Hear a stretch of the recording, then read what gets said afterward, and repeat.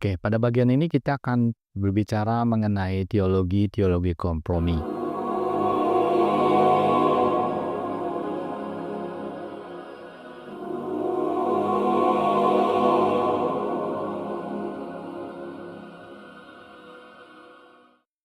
Ini adalah ilustrasi menggambarkan bagaimana saintis itu mengatakan bahwa kitab itu salah.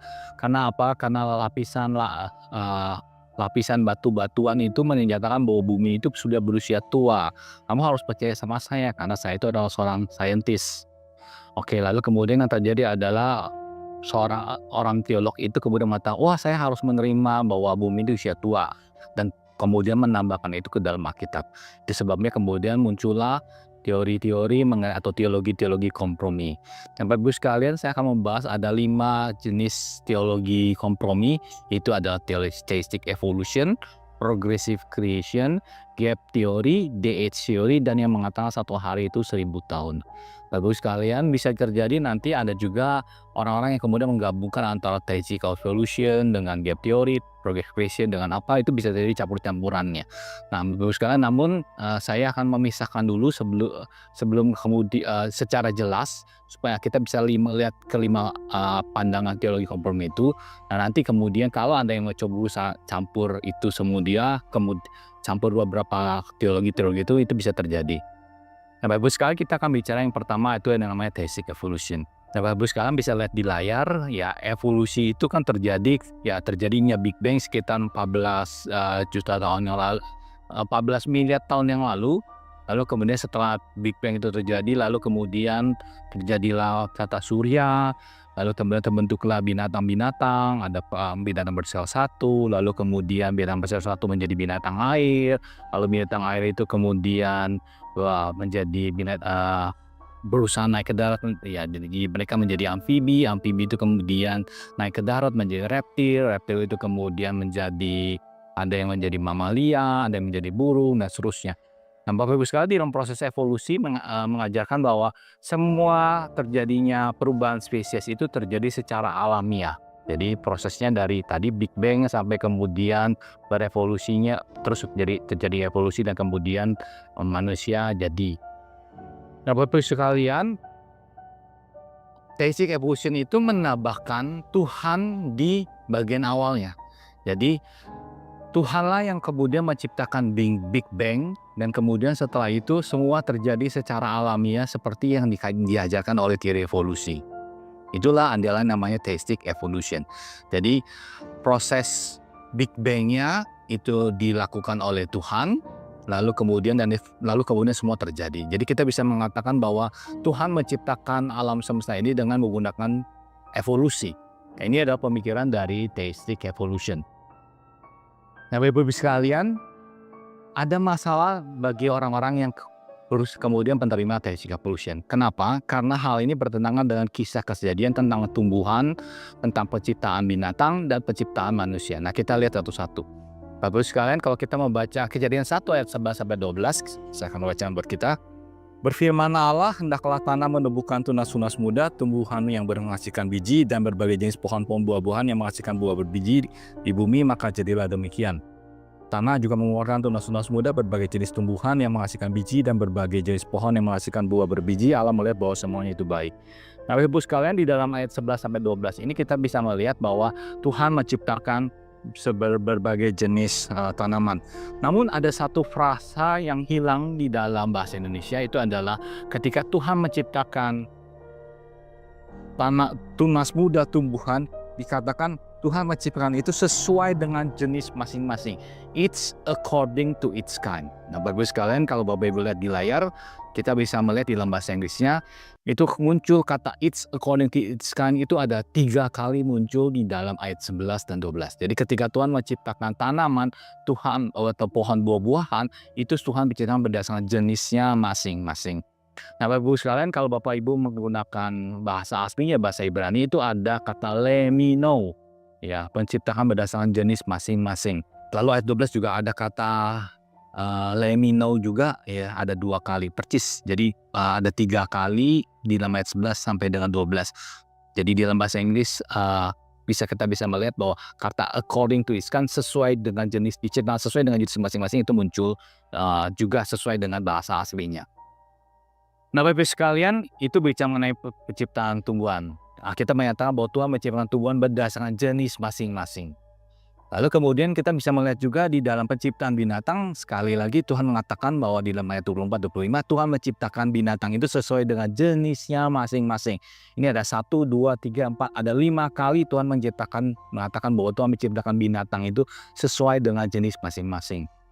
Kalau kita lihat di dalam bahasa aslinya juga sama, itu ada lemina. Kata lemina digunakan di dalam ayat 24 ada 2 kali, lalu di dalam ayat 25 itu ada 1, according to lemina 1 yang bagian atas baris pertama, lalu kemudian kita bisa lihat lagi ada lemina yang kedua di sini, lalu kemudian leminehu yang ketiga. Jadi ada 5 kali percis seperti bahasa aslinya. Jadi ketika Tuhan menciptakan binatang di dalam Kejadian 1 ayat 24-25, Tuhan mengatakan Tuhan menciptakan itu berdasarkan jenisnya masing-masing, bukan berdasarkan satu spesies berubah menjadi spesies berikutnya. Lalu juga ketika Tuhan menciptakan manusia, ayat Alkitab jelas di dalam Kejadian 1:2 ayat 7 mengatakan bahwa Tuhan Allah membentuk manusia itu dari debu tanah, ya, bukan dari spesies primata atau spesies tertentu yang menjadi nenek moyang manusia. Di dalam Kejadian 3 ayat 19 dikatakan, Tuhan mengatakan dengan perlu engkau akan mencari makananmu sampai engkau kembali lagi menjadi tanah, karena dari situlah engkau diambil. Sebab engkau debu dan engkau akan kembali menjadi debu. Sekali lagi di dalam Kejadian 3 ayat 19, Tuhan mengulangi bahwa Tuhan menciptakan manusia dari tanah, bukan dari spesies yang lain. Lalu kemudian kita juga bisa melihat silsilah Tuhan Yesus di dalam Lukas 3 ayat 23 ayat 38 dikatakan bahwa itu anak Adam, lalu kemudian anak Allah. Lukas menganggap bahwa Tuhan Yesus itu berasal daripada Adam, ya, keturunan daripada Adam. Jadi menganggap bahwa Adam itu adalah tokoh historis. Dan ketika Tuhan Yesus, orang Farisi bertanya apakah diizinkan untuk bercerai, nah, kemudian di dalam Matius 19 ayat 3-6 maupun Markus 3-9, Tuhan Yesus berargumen kepada mereka menunjukkan bahwa tidak boleh ada perceraian. Kenapa? Karena Tuhan menciptakan Adam dan Hawa sebagai pasangan manusia yang pertama. Lalu kita juga bisa melihat dalam Kisah Rasul 17 ayat 26, Bapak bisa baca ayatnya. Lukas menyatakan bahwa semua manusia itu berasal dari satu orang, yaitu adalah Adam. Lalu kemudian di dalam 1 Timotius 2 ayat 15 dikatakan, lagi pula bukan Adam yang tergoda, melainkan perempuan itulah yang tergoda dan jatuh ke dalam dosa. Ketika Anda memakan buah itu, ia tidak berada dalam godaan iblis, melainkan ia melakukan kesalahan penuh bahwa ia melakukan perbuatan dosa. Dan kita bisa lihat di sini bahwa Paulus mengakui historisitas daripada Adam dan Hawa. Paulus juga Tuhan Yesus mengatakan bahwa Adam dan Hawa itu adalah tokoh pertama yang diciptakan oleh Tuhan. Lalu di dalam Roma 5 ayat 12-21 sekali lagi juga Paulus menghubungkan antara Adam dan Kristus. Jadi Paulus menganggap bahwa kedua tokoh ini, Adam dan Kristus, itu adalah tokoh yang historis. Adam itu bukan suatu kisah mitologi atau dongeng, tapi adalah tokoh historis. Nah, Bapak-Ibu sekalian, kalau kita melihat di sini, maka tidak ada ayat di dalam Alkitab yang menyatakan bahwa manusia diciptakan dari primata, sebaliknya manusia diciptakan dari debu tanah. Dan ini menjadi problem dari teisik evolusi yang mengatakan bahwa manusia itu adalah hasil evolusi dari primata.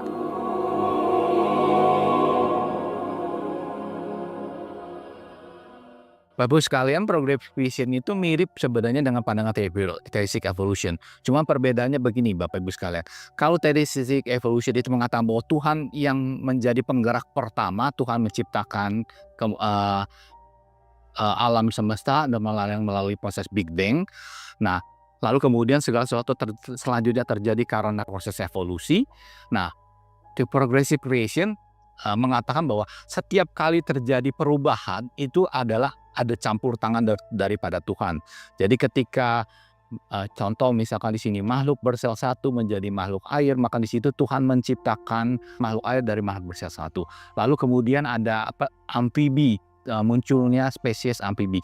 Spesies amfibi itu terjadi karena Tuhan menciptakan spesies amfibi ini dari binatang air, dan itu terusnya terjadi. Jadi setiap terjadi perubahan spesies, di situ ada campur tangan Tuhan, di mana Tuhan menciptakan makhluk yang spesies baru dari makhluk spesies sebelumnya.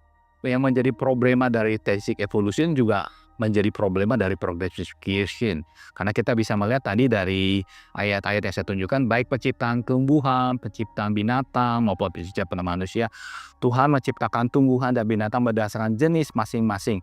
Dan kita juga bisa melihat di dalam penciptaan manusia, kita menyatakan bahwa Tuhan menciptakan manusia dari debu tanah, bukan dari primat. Jadi apa yang menjadi problema dari theistic evolution juga menjadi problema dari progressive creation. Bapak-Ibu sekalian, nah kita akan lihat di dalam teori kompromi yang ketiga, yaitu yang namanya gap theory. Nah, apa itu gap theory? Gap theory itu mengatakan bahwa antara kejadian 1 ayat 1 dan kejadian 1 ayat 2 itu ada jarak jutaan tahun. Nah, kalau kita membaca dalam kejadian 1 ayat 1 dikatakan, pada mulanya Allah menciptakan langit dan bumi. Lalu setelah itu ada jarak sekian juta tahun, lalu kemudian di ayat kedua, bumi belum berbentuk dan kosong, gelap gulita menceliputi samudra semesta dan roh Allah melayang-layang di atas permukaan air. Nah, di dalam Pangmangot gap theory mengatakan bumi menjadi tidak berbentuk dan kosong. Jadi ada gap antara kejadian 1 ayat 1 dan 1 ayat 2. Ada jarak jutaan tahun di situ. Nah, teologi ini diperkenalkan oleh Thomas Chalmers, seorang teolog Skotlandia. Ya, dia teologi mengatakan sebagai berikut. Allah telah menciptakan dunia, kemudian di dalam ayat 1, kemudian Lucifer itu jatuh, maka Allah memusnahkan dunia dengan air bah sehingga terbentuklah fosil dan lapisan tanah seperti yang dikemukakan dalam kolom geologis. Jadi apa yang fosil-fosil di dalam kolom geologis itu terjadi karena apa? Karena ada banjir Lucifer. Bedakan di sini dengan banjir Nuh ya, yang di dalam ada di dalam Kejadian 6 seterusnya sampai 9. Ya, itu berbeda. Jadi ini banjir Lucifer. Nah, setelah itu kemudian Tuhan membentuk kembali bumi dan menciptakan semua kehidupan itu dalam 6 hari, yaitu dalam rentang waktu 24 jam. Nah, Bapak-Ibu sekalian, gap theory itu juga menimbulkan masalah. Kenapa? Karena jika endapan dan fosil yang diproduksi dengan cepat pada waktu banjir Lucifer, maka bukti-bukti berusia tua yang dikemukakan oleh teori evolusi itu kan adalah dikatakan bahwa bumi berusia tua itu karena ada pembentukan secara perlahan dari endapan. Nah, jadi Bapak-Ibu sekalian, ketika gap theory ini dikemukakan bahwa endapan fosil itu dihasilkan dengan cepat pada waktu banjir Lucifer, itu jelas bertentangan dengan teori evolusi yang mengatakan bahwa pembentukan lapisan bumi itu dalam bentuk kolom geologis itu terjadi karena perlahan-lahan dari endapan. Jadi sebenarnya nggak match dengan teori evolusinya. Lalu yang kedua, Bapak-Ibu sekalian, dikatakan bahwa kemudian bumi menjadi tidak berbentuk dan kosong di dalam Kejadian 1 ayat 2. Maka itu berarti apa? Berarti tumpukan endapan fosilnya itu menjadi kacau sebenarnya.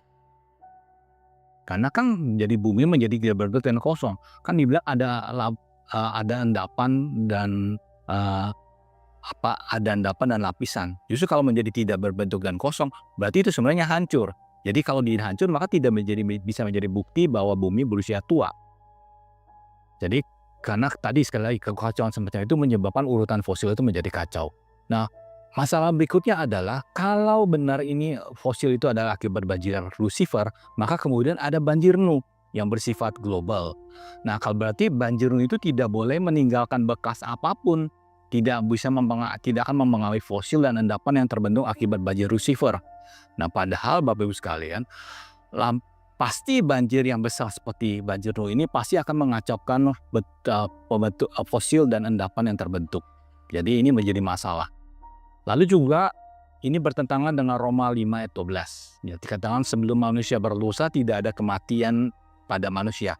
Lalu, problemnya adalah kalau menerima konsep gap theory ini berarti ada ras manusia sebelum Adam dan Hawa yang mati karena banjir Lucifer. Sedangkan kita tahu di dalam Kejadian 3 baru manusia berdosa. Berarti dalam pandangan ini ada ras manusia sebelum banjir Lucifer yang tidak berdosa yang kemudian mati karena banjir Lucifer. Sekali lagi, jadi ini bertentangan dengan Roma 5 ayat 12. Nah, Bapak-Ibu sekalian, kita bisa menyimpulkan bahwa gap theory itu ini ya ketika dikemukakan untuk mengkompromikan antara bumi berusia tua dengan Alkitab, ternyata justru bertentangan dengan teori evolusi, juga bertentangan dengan Alkitab itu sendiri. Nah, Bapak-Ibu sekarang kita akan masuk ke dalam teori selanjutnya, day age theory. Nah, day age theory ini mengatakan bahwa satu hari di dalam Kejadian 1 itu adalah jutaan tahun. para penganut deity theory ini tanpa dia sadari ketika dia mengumumkan pendapatnya, ternyata ya dia katakan satu harinya itu jutaan tahun. Jadi makanya 6 hari itu jadi jutaan tahun, jadi banyak. Untuk supaya antara kitab Kejadian, Alkitab sama teori evolusi ya yang menyatakan bumi berusia jutaan tahun itu match. Nah, problem Bapak Ibu sekalian, di dalam teori itu dikatakan bumi itu telah diciptakan sebelum matahari, bulan, dan bintang. Sedangkan di dalam teori evolusi matahari dan bintang sudah ada sebelum bumi. Nah, di dalam teori lautan lebih dahulu sebelum daratan. Ya, sedangkan di teori evolusi daratan lebih dahulu dari lautan.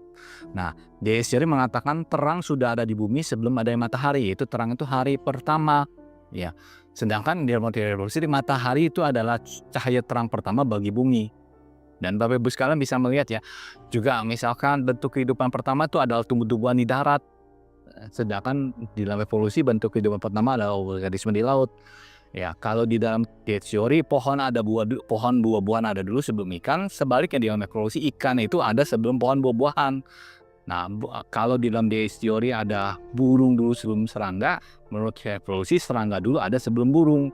Lalu kemudian di dalam teori ada tumbuhan di daratan sebelum matahari. Nah, kalau kita lihat di evolusi, matahari sudah ada dulu sebelum tumbuhan di darat. Jadi Bapak Ibu sekalian, ketika teori berusaha mensinkronkan antara Alkitab Kejadian 1 dengan teori evolusi dengan menyatakan itu adalah jutaan tahun, justru yang terjadi adalah ini ada banyak ketidakkonsisten antara teori dengan evolusi sendiri. Jadi berusaha dikompromikan dengan teori evolusi, malah yang terjadi adalah jadi tidak konsisten. Nah, karena itu Bapak Ibu sekalian, supaya cocok dengan teori evolusi, dibuat lagi teori kompromi. Dari teori itu adalah teori yang namanya bahwa penciptaan itu hari-harinya itu overlap, Bapak Ibu sekalian. Jadi supaya match itu udah ketahuan ada problem di dalamnya, lalu dibuat lagi teori kompromi lagi. Nah, Bapak Ibu sekalian, kita bisa melihat bahwa sebenarnya teori itu jelas bertentangan dengan teori evolusi dan dengan juga Alkitab. Nah, Bapak Ibu sekalian, bagaimana dengan pandangan kompromi selanjutnya yang mengatakan bahwa satu hari itu ada 1000 tahun? Itu ada contohnya di dalam 2 Petrus 3 ayat 8 dan Mazmur 90 ayat keempat. Nah, ini salah satu bentuk kompromi berikutnya. Bapak sekalian, memang kata hari itu atau di dalam bahasa Ibrani-nya yom itu bisa berarti 12 jam, bisa berarti 24 jam, maupun bisa berarti jangka waktu yang panjang. Saya ajarkan sedikit mengenai hermeneutik ya. Bapak Ibu sekalian, ketika kita menafsirkan suatu kata, maka kita harus melihat konteks dekat dari kata tersebut, yaitu ayatnya. Dan ketika kurang jelas, kita bisa melihat itu di dalam perikopnya. Jadi konteks yang lebih besar dari ayat itu adalah perikop. Kalau masih jelas, tidak jelas juga, kita lihat di dalam pasalnya bagaimana. Jadi konteks yang lebih besar lagi. Konteks lebih besar lagi adalah kitab, konteks lebih besar lagi adalah penulis, konteks lebih besar lagi adalah baik apakah itu di PL atau PB maupun konteks yang lebih menyeluruh lagi Alkitab. Jadi kita menafsirkan sesuatu itu harus melihat konteksnya, konteks terdekatnya itu seperti apa. Nah, Bapak Ibu sekalian, mari kita lihat konteks dari 2 Petrus 3 ayat 8 maupun Mazmur 90 ayat keempat. Apakah hal itu mendukung bahwa satu hari adalah 1000 tahun? Bapak Ibu sekalian, kalau kita membaca Mazmur 90 ayat keempat, sebab di matamu 1000 tahun sama seperti hari kemarin yang telah berlalu, atau seperti suatu giliran jaga di waktu malam. Nah, Bapak Ibu sekalian, kalau kita membaca ini, jelas konteksnya adalah Musa mau mengatakan bahwa Tuhan itu tidak dibatasi waktu. Tidak berbicara konteks mengenai penciptaan. Ya, konteksnya hanya mengajarkan bahwa Tuhan itu tidak dibatasi oleh waktu. Lalu di dalam konteks 2 Petrus 3 ayat ke-8, tetapi saudara-saudara yang terkasih, yang satu ini tidak boleh kamu lupakan, bahwa di hadapan Tuhan satu hari sama seperti 1000 tahun dan 1000 tahun sama seperti satu hari. Bapak Ibu sekalian, memang jelas kita bisa melihat di sini bahwa Petrus itu mengutip dari Mazmur 90 ayat keempat. Dan konteksnya itu kita bisa lihat di ayat keempat. Saya baca dari ayat ketiga deh, 2 Petrus 3 ayat 3. Yang pertama harus ketahui bahwa pada hari-hari terakhir akan tampil pengejek-pengejek dengan ejekan-ejekannya, yaitu orang-orang yang hidup menurut hawa nafsunya. Kata mereka, jadi kata pengejek ini di mana hari tentang kedatangannya, sebab sejak bapa leluhur kita meninggal, segala sesuatu tetap seperti semula pada waktu diciptakan.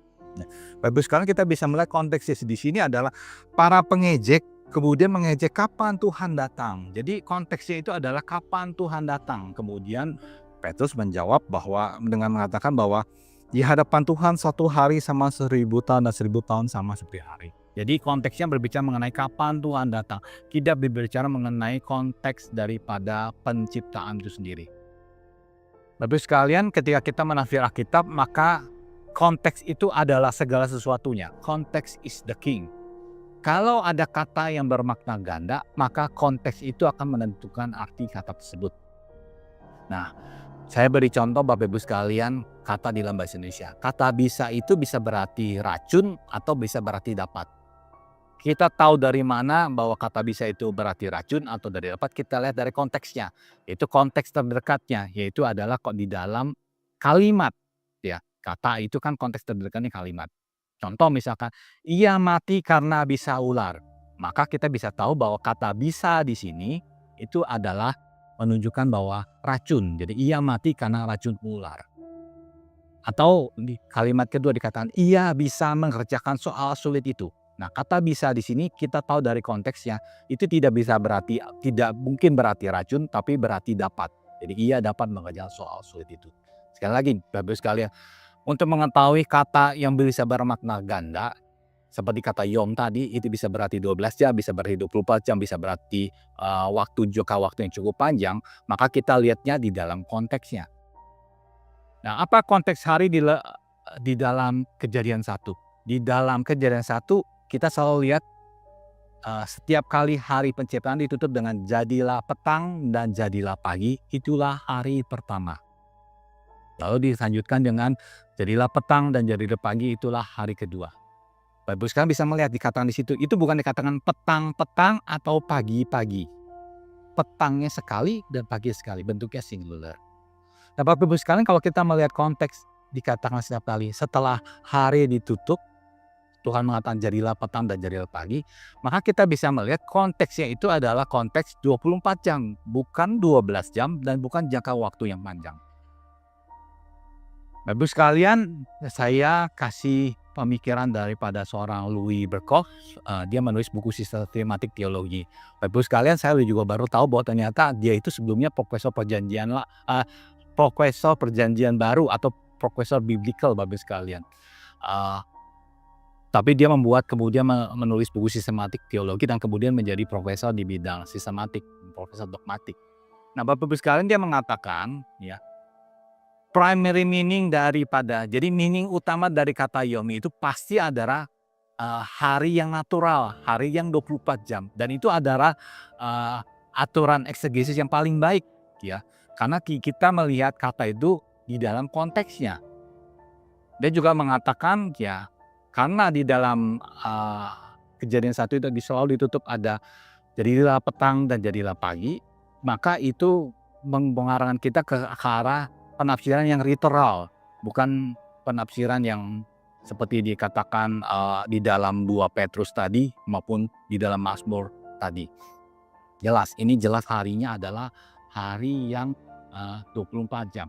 Lalu kemudian Bapak Ibu sekalian, dia juga mengatakan di dalam Keluaran 20 ayat 9 sampai 11 ya. Saya akan bacakan buat Bapak Ibu sekalian, Keluaran 20 ayat 9 sampai dengan ayat ke-11. 6 hari saya mulai dari ayat 8 ya. Ingatlah dan kuduskanlah hari Sabat. Ketika Tuhan memberikan 10 hukum, Tuhan mengatakan ingatlah dan kuduskan hari Sabat. Kenapa? 6 hari lamanya engkau akan bekerja dan melakukan segala pekerjaanmu. Tetapi hari ke-7 adalah hari Sabat bagi Tuhan Allahmu. Janganlah melakukan pekerjaan apapun, engkau, anakmu laki-laki atau perempuan, hambamu laki-laki atau perempuan, hewanmu atau pendatang di dalam kotamu. Sebab 6 hari lamanya Tuhan menjadikan langit dan bumi, laut dan segala isinya, dan ia berhenti pada hari ke-7. Itulah sebabnya Tuhan memberkati hari Sabat dan menguduskannya. Jadi kita bisa melihat Bapak Ibu sekalian, bangsa Israel itu diperintahkan untuk bekerja 6 hari dan beristirahat pada hari yang ke-7. Karena apa? Karena Tuhan menciptakan bumi dan isinya ini selama 6 hari dan berhenti pada hari ke-7. Jadi kita bisa melihat di sini baik dari konteks terdekat kalimatnya maupun konteks di dalam penulisan oleh penulis yang sama dari kitab Keluaran itu juga bicara hari itu adalah hari yang 24 jam. Bapak Ibu sekalian, kalau kita melihat eh, Keluaran 29:11 ini kemudian kita tafsirkan dengan satu hari dengan menjadi 1000 tahun, maka Bapak Ibu sekalian kita akan mengatakan begitu, 6.000 tahun lamanya engkau harus bekerja dan beristirahat pada tahun yang ke-1000. Bapak Ibu sekalian, maka ini menjadi tidak relevan sekali, sangat sangat aneh sekali. Nah, Louis Berkhof mengambilkan pandangan yang keempat, mengatakan bahwa kalau hari pertama sampai hari ketiga itu adalah memang matahari belum diciptakan, tapi hari keempat sampai keenam, 3 hari terakhir itu jelas itu adalah hari yang umum, yang biasa, ya karena ada matahari di situ, ya, dan itu yang memberikan terang kepada bumi. Jadi kalau misalkan eee, hari keempat sampai hari keenam itu adalah hari yang biasa, nah kenapa hari pertama sampai hari ketiga kita tidak melihat itu sebagai hari yang biasa? Bapak sekalian, saya akan memberikan ilustrasi bagaimana terang itu kemudian digantikan oleh matahari. Pada hari pertama Tuhan menjadikan, sebelumnya seperti ini, Tuhan menjadikan jadilah terang. Nah, ketika jadi terang kita bisa melihat Bapak Ibu sekalian, bumi ini, pun mendapatkan bagian di sini petang dan di bagian di sini, ya bagian di sini depan petang, bagian depan pagi dan bagian sini menjadi siang. Bapak Ibu sekalian, dikatakan di hari pertama jadilah petang dan jadilah pagi. Itu berarti menunjukkan bahwa bahwa dan kemudian hari kedua jadilah petang dan jadilah pagi, menunjukkan bahwa dari hari pertama bumi itu sudah berotasi pada porosnya. Kita bisa lihat ya, jadi ada daerah yang jadi petang dan pagi dan terusnya. Dan ini terus terjadi antara hari pertama sampai dengan hari yang ketiga. Nah, pada hari keempat sumber terang di sini itu kemudian digantikan dengan matahari. Jadi apakah mungkin kan matahari baru diciptakan hari keempat, bagaimana mungkin ada petang dan pagi? Itu bisa. Karena apa? Karena sumber terangnya ada satu menyorot ke bumi, lalu kemudian sumber terang itu kemudian digantikan dengan matahari. Nah, Bapak Ibu sekalian, ada satu ilustrasi yang saya pikir cukup baik ya, yang dibuat. Ada seorang anak kecil, seorang laki-laki kecil, boy, yang mengatakan 6 day, 6 hari. Lalu kemudian anak perempuannya mengatakan, "Yap, benar. Benar-benar 6 hari? Yap. Kamu yakin benar ini 6 hari?" "Iya." Lalu kemudian anak laki-laki bertanya, "Saya heran kenapa Tuhan butuh waktu sekian lama?"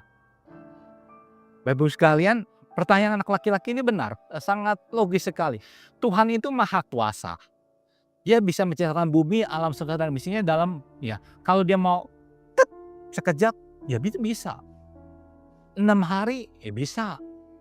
6.000 tahun, bisa. Mau jutaan miliar tahun juga bisa. Nah, pertanyaannya yang kita bertanya adalah, kenapa Tuhan ciptakan, ya kalau kita lihat konteksnya tadi, itu kan jelas 6 hari, 6 kali 24 jam. Ya. Kenapa? Karena jawabannya ada di dalam 20 ayat 11. Itu menjadi pola kerja daripada manusia. Tuhan ingin manusia itu bekerja dari hari Senin sampai dengan hari Sabtu, lalu hari Rabu itu hari Minggunya rest, istirahat. Itu menjadi pola kerja, sama seperti Tuhan menciptakan selama 6 hari lalu berhenti pada hari yang ke-6. Nah, Bapak Ibu sekarang kita bisa melihat dengan teologi kompromi-kompromi yang ada ini, ternyata sebenarnya mereka juga punya permasalahan baik di dalam eksegesisnya, ya, di dalam penafsirannya, mau cocok dengan Alkitab juga nggak cocok, mau cocok dengan teori evolusi juga nggak cocok. Nah, Bapak Ibu sekalian, sebelum teori evolusi, pada umumnya orang-orang berpandangan bahwa bumi itu berusia muda. Nah, Bapak Ibu bisa melihat di sini yang pandangan dari yang orang-orang bumi berusia itu ada dari Bishop Ussher, ada pandangan dari orang-orang Yahudi, baik itu pandangan dari Septuaginta, pandangan dari Josephus, Kepler, Melanchthon maupun Martin Luther itu sendiri. Ya, mereka coba menghitung kira-kira usia bumi itu sekian ya, dengan usia yang seperti yang ada di layar. Jadi pandangannya mereka secara umum mereka mengatakan bumi ini berusia muda. Tapi Bapak Ibu sekalian, teori evolusi mengatakan bumi berusia tua. Apakah itu ada masalah?